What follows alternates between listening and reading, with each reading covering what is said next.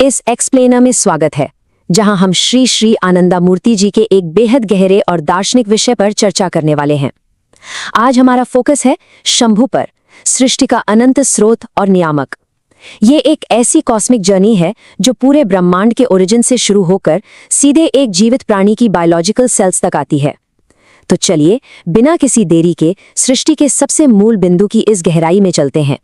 इस cosmic story को समझने के लिए सबसे पहले एक बहुत बेसिक सवाल पर आते हैं। आखिर इस विशाल सृष्टि की शुरुआत से ठीक पहले क्या था?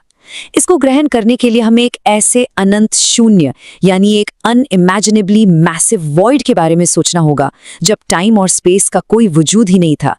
एक बिल्कुल शांत, परफेक्ट इक्विलिब्रियम वाली स्थिति।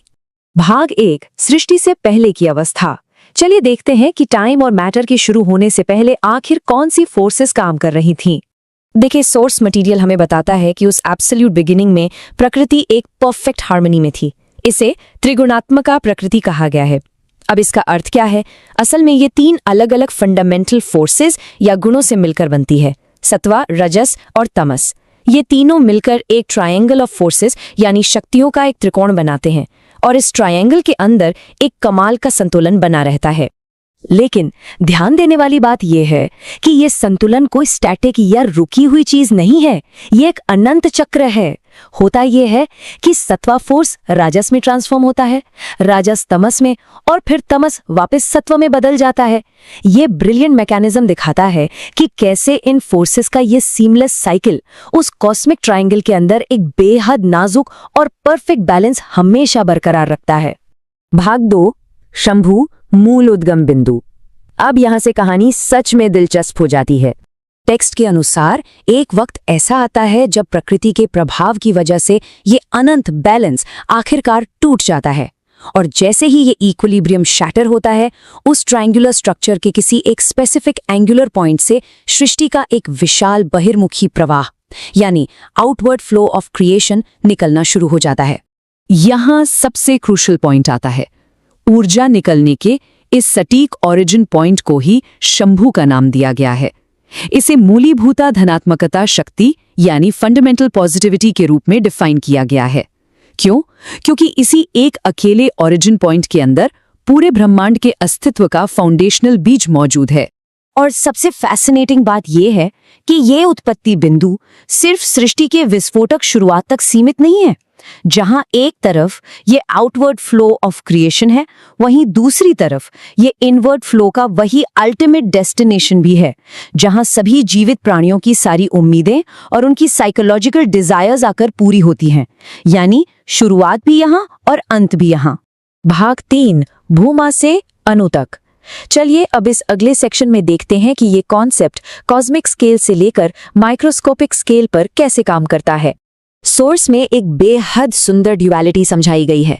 इस साइड बाय साइड कंपैरिजन को ध्यान से देखते हैं।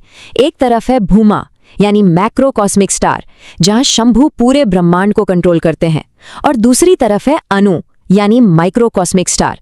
टेक्स्ट प्रैक्टिकली ये प्रूव करता है कि ठीक वही एग्जैक्ट कंट्रोलिंग पॉइंट जो इतने विशाल विश्व पर राज करता है, वही बिंदु मिनिएचर फॉर्म में हर एक सिंगल माइक्रोस्कोपिक बायोलॉजिकल एंटिटी के अंदर भी बैठा हुआ है। इंसान और दूसरे जीवित प्राणियों के रेफरेंस में सोर्स एक्सप्लिसिटली बताता है कि ये आंतरिक शंभु बिंदु बायोलॉजिकली हमारे सहस्रारा चक्र में स्थित होता है। इसे ही सर्वोच्च चेतना या परमाशिवा का मूल स्थान माना गया है। यानी वही कॉस्मिक एंकर सीधे एक बायोलॉजिकल एंटिटी के दिमाग में मौजूद है। भाग 4, शंभु का वास्तविक अर्थ। इस कॉन्सेप्ट की गहराई में उतरने के लिए इस एंशिएंट संस्कृत शब्द की एटिमोलॉजी को एक्सप्लोर करना बहुत रिवीलिंग हो सकता है।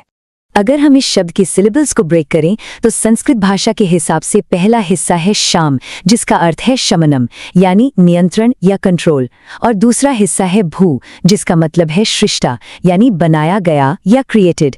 इन दोनों को मिलाने से एक बहुत ही प्रोफाउंड और लिटरल डेफिनेशन बनती है। इसका सीधा मतलब ये हुआ कि शंभु का परफेक्ट अनुवाद है सेल्फ क्रिएटेड कंट्रोलर यानी एक स्वयं सृष्ट नियंत्रक। ये एक ऐसी अकेली फोर्स है जो इस विश्व के तमाम कार्यों और भौतिक अस्तित्व को गवर्न करने के एकमात्र इरादे से खुद ब खुद मैनिफेस्ट हुई है। भाग 5, परम कल्याणकारी नियंत्रक। ये हमें इस एक्सप्लेनर की आखिरी और सबसे प्रोफाउंड रियलाइजेशन की तरफ ले जाता है। इस बात की बहुत सुंदर तरीके से पुष्टि करता है कि चाहे ये कंट्रोल आकाशगंगाओं के मैक्रो स्केल पर हो या किसी लिविंग सेल के अंदर के माइक्रो स्केल पर, शंभु हमेशा एक परम कल्याणकारी नियंत्रक यानी एक सुप्रीमली बेनिवोलेंट कंट्रोलर के रूप में ऑपरेट करते हैं।